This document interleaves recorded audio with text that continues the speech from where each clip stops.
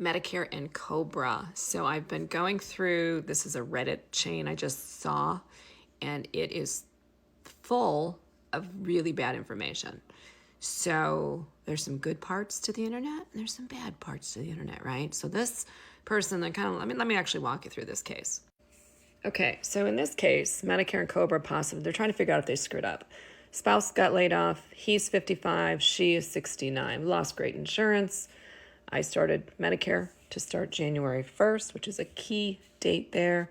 Then we found out we were getting free, paid for COBRA until July 31st. I then set up a Plan G to start July 1st, which is 6 months after I started Part B, basically, and got a drug plan. Well, can't get a drug plan this early, but that's fine.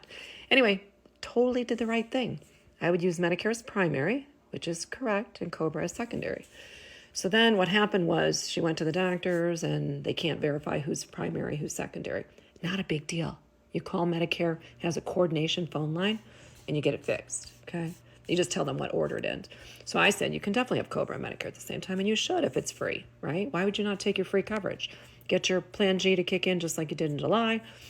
I disagree with your final recommendation. If they wait until July, they're running out of guarantee issue. That only lasts for 3 months after January. That's nothing to do. 3 months has nothing to do with any of this stuff. So I recommend you let your spouse stay on COBRA. You drop the free stuff and get a Plan G ASAP. Someone else says, I don't think so. It's 6 months.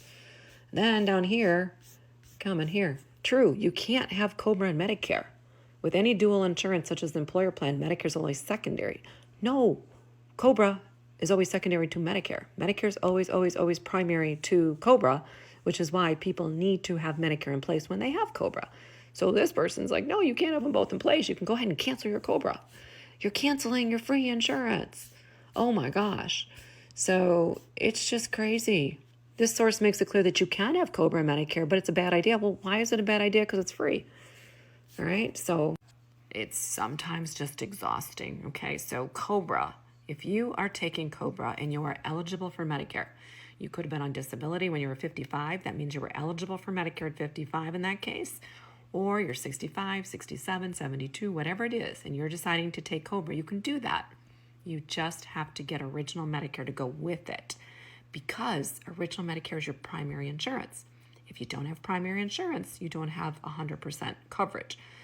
What'll happen is Medicare won't pay their 80%, and your COBRA company, whoever it is, in this case it was Aetna, Aetna would just say, no, we're not paying because you should have had Medicare in place and you didn't have it in place. Not our problem. We're gonna charge you 80% of that bill. We would have charged Medicare 80%, but you're